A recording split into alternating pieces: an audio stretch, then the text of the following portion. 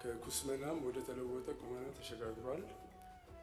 ይቅርታ የለሽ በሆነው ታሪካዊ ስህተት የባህር በራችንን አጥተናል። የባህር በር ለኢትዮጵያ የህልውና የእድገትና የብልጽግና ጥያቄ ነው። የባህር በር ጥያቄያችንን በእርስዎ በጠቅላይ ሚኒስትራችን በሰላምና በሰላም መንገድ ብቻና በሰጥቶ መቀበል መርህ ላይ የተመሰረተ እንደሆነ በተደጋጋሚ ተገልጿል። በተደጋጋሚ በመገለጹና የባህር በር የማግኘት ታሪካዊና ተፈጥሯዊ መብታችንን ከፍ አድርገን እንደ ሀገር በማንሳታችን ምክንያት ፍትሐዊ ጥያቄያችንን በጎረቤት ሀገራት በዓለምም ወዳጅ ሀገራትና መሪዎች ዘንድ ቅቡልነት ማግኘቱ ትልቅ ስኬት እንደሆነ በክቡር ፕሬዝዳንት ታዬ አጽቀሥላሴ የመስከረሙ ንግግር ተመላክቷል። ክቡር ጠቅላይ ሚኒስትር፣ የኢትዮጵያ የባህር በር ፍላጎት ከጎረቤታችን ኤርትራ ጋር ባለው ግንኙነት አውደ ውስጥ እንዴት ይታያል? የሻዕቢያ ቡድን የኢትዮጵያን ፍትሐዊ ጥያቄ ለማዛባት የሐሰት ፕሮፓጋንዳ የሚነዙና የሚያሰራጩ ኃይሎችን አሰማርተዋል። በሀገራችንም ውስጥ ግጭቶች እንዲባባሱ ተግቶ ከመስራት ጀምሮ የተለያየ አፍራሽ ሙከራዎችን እያደረገ ይገኛል። በመሆኑም ከዚህ የሀገር ሉዓላዊነት ከሚጥስ የሽብር ድርጊት እንዲታቀቡ የሻዕቢያ ጸረ ሰላም ኃይል እኩይ ተግባርና ድርጊት በቀጠናው ሰላምና ደህንነት ላይ የደቀነውን አደጋ የአፍሪካ ወንድሞችና የዓለም አቀፍ ማህበረሰብ እንዲገነዘቡ በመንግስት በኩል እየተሰሩ ባሉ ስራዎች ማብራሪያ ቢሰጡ ነው። አመሰግናለሁ። ግናለሁ የተከበሩ አፈ ጉባኤ፣ ክቡር ጠቅላይ ሚኒስትሩንም ለጥያቄዎቻችን ምላሽ ለመስጠት በመካከላችን ስለተገኙ ማመስገን እፈልጋለሁ። ወደ ከምስጋና ቀጥሎ ወደ ጥያቄዎች ከመግባቴ በፊት እኔም ስለ አባይ መጠናቀቅ አንዳንድ ነገሮችን ማለት እፈልጋለሁ። ስለ ግድቡ የግድቡ መጠናቀቅ ለኢትዮጵያ ትልቅ ድል ነው። ለሀገራችን የሚፈጥርላት ሰፊ ጂኦስትራቴጂክ አቅም እንዳለ እረዳለሁ፣ አምናለሁ። ዘግይቶም ቢሆን እንኳ መጠናቀቁ በጣም የሚያስደስት ነው። በርካታ በኢህአዴግ ጊዜ ተጀምሮ የነበሩ ፕሮጀክቶች እንደ ማዳበሪያ እንደ ስኳር ፕሮጀክቶች ተቋርጠው የቀሩ አሉ። ቢያንስ ይህ ትልቅ ሀገራዊ ፕሮጀክት ሳይቋረጥ መጠናቀቁ በግሌም የፈጠረብኝን ደስታ መግለጽ እፈልጋለሁ። ከዚህ ጋር እያይዤ ግን ክቡር ጠቅላይ ሚኒስትር እንደሚያውቁት በአባይ ማስተር ፕላን እንዲገነቡ አባይ ላይ የታቀዱ የተጠኑ ግድቦች 4 ካስኬድ ዳሞች ናቸው። የመጨረሻውን ቦርደር ዳሙ ነው የገነባ ነው። ከላይ 3 አሉና ቢያንስ ሁለተኛውን ከላይ ካሉት ከ3ቱ አንዱን ፕሮጀክት ማሰብ ብንጀምርና በእርሶ ጊዜ ቢያንስ እንደዚህ አይነት የታላቁ የህዳሴ ግድብ አይነት ፕሮጀክት የመሰረት ድንጋይ ቢቀመጥ ነገ ቀጣይ ትውልድ ሊጨርሰው ይችላልና እሱ በዚህ አጋጣሚ እንዲታሰብ ማለት እፈልጋለሁ። በመቀጠል ወደ ጥያቄዎች አልፋለሁ። ክቡር ፕሬዝዳንቱ ለሁለቱ ምክር ቤቶች ያቀረቡት የመክፈቻ ንግግር ብሩህ ተስፋን የተሞላ ቢሆንም በኢትዮጵያውያን የዕለት ከዕለት ህይወት ውስጥ ካለው መሰረታዊ የሰላምና የጸጥታ መናጋት፣ የኑሮ ውድነትና የዲሞክራሲ ምህዳር መጥበብ ከንግግራቸው ይዘት ጋር የሚጣረስ ነው የሚል እምነት አለኝ። በዚህ ዙሪያ የሚከተሉትን 3 ዋና ዋና ጥያቄዎች ለክቡር ጠቅላይ ሚኒስትሩ አቀርባለሁ። የማቀርባቸው ጥያቄዎችም ዛሬም በጨለምተኝነት እንደማይወሰዱ ተስፋ አደርጋለሁ። መሬት ላይ ያሉ ተጨባጭ የህዝቡን ጥያቄዎች ማቅረብ ፕራግማቲዝም እንጂ ጨለምተኝነት ሊሆን አይችልም። በግል ፐርሰናል ህይወቴም ቢሆን በፖለቲካ ኤክስፒሪየንስም ጨለምተኛ አይደለሁም፣ ተስፈኛ ነኝ። ጥያቄዎቹን ማነሳ ግን የህዝብ ጥያቄዎች ተገቢውን ትኩረትና ምላሽ እንዲያገኙ ስለሚገባ ነው። ስለዚህ ከ3 ጥያቄዎች የመጀመሪያው በሀገር ውስጥ መረጋጋትና በሰብአዊ መብቶች ዙሪያ ያተኩራል። ክቡር ፕሬዝዳንቱ በንግግራቸው የተቀናጀ የብሔራዊ ጸጥታ ማዕቀፍ ለመፍጠር እየተደረገ ያለውን ጥረት ቢገልጹ በአማራ በኦሮሚያና በተለያዩ ክልሎች ያሉ ጦርነትና ግጭቶች አሁንም ተባብሰው በመቀጠላቸው ብዙዎችን እየጎዱ ነው።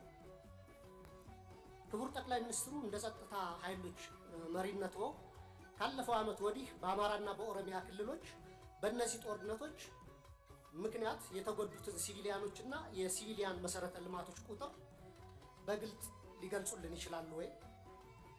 እንዲሁም መንግስት የጸጥታ ችግሮችን ለመፍታት ጽንፈኛና አሸባሪ የሚላቸውን ቡድኖች ከመውጋት ባለፈ ለሁለቱ ክልሎች ከወታደራዊ አማራጭ ውጭ የተለየ ፖለቲካዊ መፍትሄ ለመስጠት ለምን አይሰራም?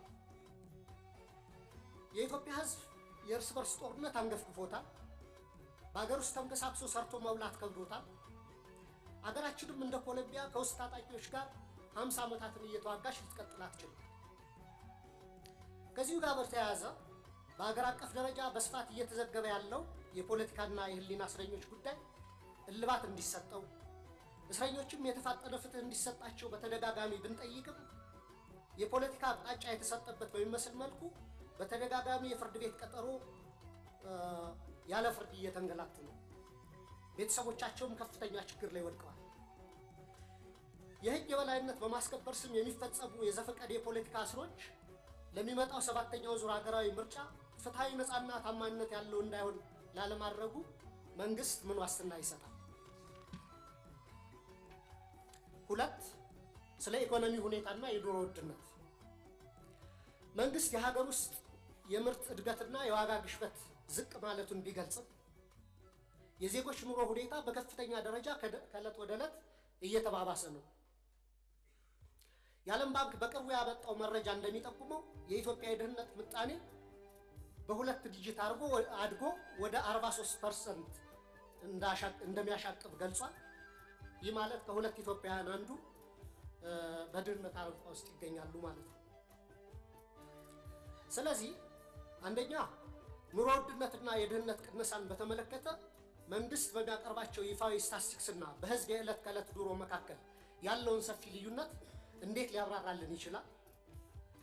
መሰረታዊ የምግብና የፍጆታ ዕቃዎች ዋጋ መጨመርን ለመከላከልና ተጨማሪ ቤተሰቦች ወደ ድህነት እንዳይገቡ ለመከላከል መንግስት ለመተግበር ያቀደው አስቸኳይ ዕቅድ ካለ ቢብራራልን። ሁለተኛ ስለ ውጭ ዕዳና የማክሮ ኢኮኖሚ መረጋጋትን በተመለከተ ነው። ኢትዮጵያ ለፋይናንስና ለማክሮ ኢኮኖሚ መረጋጋቷ ከፍተኛ ስጋት የሆኑባት ከባድና ዘላቂነት የሌላቸው የውጭና የሀገር ውስጥ ዕዳ ፈተናዎች ተደቅነውባታል።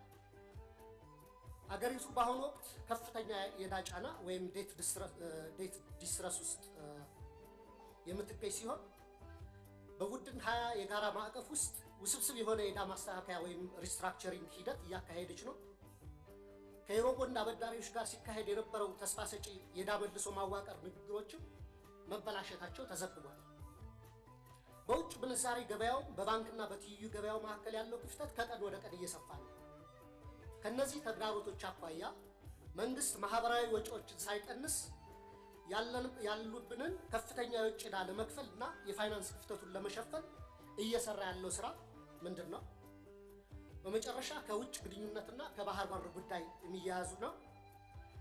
መንግስት የቀይ ባህርን ማስመለስ ጉዳይ እንደ ህልውና ጉዳይ በማቅረብ ዋና ትኩረቱንና የፖለቲካ ጉልበቱን ከአጣዳፊ የውስጥ ቀውሶች በተለይም ከባድ የጸጥታና የኢኮኖሚ ችግሮችን ከመፍታት ይልቅ በውጭ ጉዳይ ላይ እንዲያርፉ በማድረግ በትችት አቅራቢዎች ዘንድ የህዝብን ትኩረት ከውስጥ አጣዳፊና አሳሳቢ ችግሮች ለመቀየር የተደረገ ጥረት ነው የሚል አስተያየት እንዲሰጥ አድርጓል። በሀገሪቱ ውስጥ ካለው የውስጥ ችግሮች ክብደት አኳያ መንግስት ይህንን ከፍተኛ የፖለቲካ አቅም ለውጫዊ ግብና ዓላማ ከመዋል ይልቅ ተመሳሳይ ጉልበትና ትኩረትን የውስጥ የፖለቲካ ግጭቶችን ለመፍታትና ከራሱ ዜጎች ጋር ዘላቂ ሰላምን ለማምጣት ለምን አይጠቀምበትም? ብሔራዊ ጥቅምን ለማስከበር የሚደረግ ማንኛውም አይነት ዲፕሎማሲያዊ ጥረትን በግሌ ይቀበለዋል። መንግስት ጉዳዩን የመራበት መንገድ ግን 10 ድስት ጥዶ አንዱንም ሳያማስል እንደሚያሳርረው አይነት ነው። መጀመሪያ ከኤርትራ ጋር ሰላም ተፈጠረ፣ የወደብ መጠቀም ውስጥ እንገባለን ተብሎ መንገዶችን ወደ ማደስ ተጀምሮ ነበር። እሱ በምናውቀው መንገድ ተቋረጠ። ከዛ ከሶማሊላንድ ጋር ውል ተፈጸመ። ከዛ ከጅቡቲ ጋር ታጁራን ለማልማት ከዛ እንደገና ከሶማሊያ ጋር በአንካራ ውጤት ተሞክሯል። ግን እስካሁን ተጨባጭ ውጤት አልታየም። ትላንት ይመስለኛል እንዲሁም የታጁራን ወደብ ሳውዲ በረዥም ጊዜ የሊዝ ውል እንደወሰደችው እየሰማን ነው። ከኛ በኋላ መጥቶ ይመስለኛል። አሁንም ደግሞ ከኤርትራ ጋር በጦርነት ዋዜማ ላይ የምንገኝ ይመስለኛል። በሁለቱ ሀገራት በኩል የተሟላ የጦርነት ዝግጅት እየተደረገ እንደሆነ በዓለም አቀፉ ማህበረሰብ ዘንድ በሰፊው ተዘብቷል።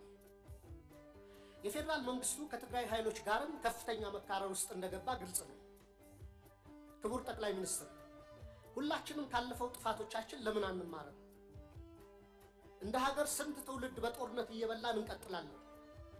ከትግራይ ኃይሎች ከፋኖና ከወረና ቢሉስማ ኦሮሞ ጋር መንግስቱ የገባበትን ሁኔታ በአርቆ አስተዋይነትና በድርድር እንዲፈታ፣ የባህር በር ጉዳይንም አስመልክቶ ከኤርትራ ጋር የገባንበትን እሰጥ አገባ በሰላማዊ ህጋዊና ሰጥቶ መቀበል መሰረት ባደረገ አካሄድ ብቻ እንዲፈታ ጠይቃለሁ።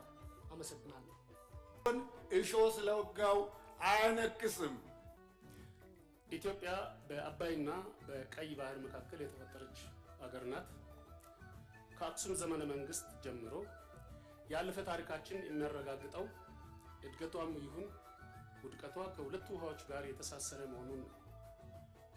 መንግስት ኢትዮጵያን ወደ እነዚህ ውሃዎች በተለይም ወደ ቀይ ባህር ለመመለስ እና ፍትሃዊ ተጠቃሚነትን ለማስፈን ስራ መጀመሩንና እየተገኙ ያሉ ውጤቶች እጅግ ተስፋ ሰጪ መሆናቸው በክቡር ፕሬዝዳንቱ ንግግር ውስጥ ተመላክቷል። ይህንን ፍትሃዊ የሀገርና የህዝብ የዘመናት ጥያቄ በመቃወም የኢትዮጵያ መንግስት ወደ ጦርነት ሊገባ ነው፣ በጎረቤት ሀገር ላይ እርምጃ ሊወስድ ነው፣ መንግስት አጀንዳ ሊያስቀይር ነው የሚሉ በሬ ወለድ አሉባልታ፣ እደግመዋለሁ፣ በሬ ወለድ አሉባልታ የሚረጩ ባዳዎች፣ ባንዳዎችና ጽንፈኛ ተላላኪዎች ዛሬም አልጠፉ። በመሆኑ ክቡር ጠቅላይ ሚኒስትር በዚህ ጉዳይ ላይ ለኢትዮጵያ ህዝብና ለጎረቤት ሀገራት እንዲሁም ለዓለም አቀፍ ማህበረሰብ ተጨማሪ ማብራሪያ ቢሰጡ። አመሰግናለሁ።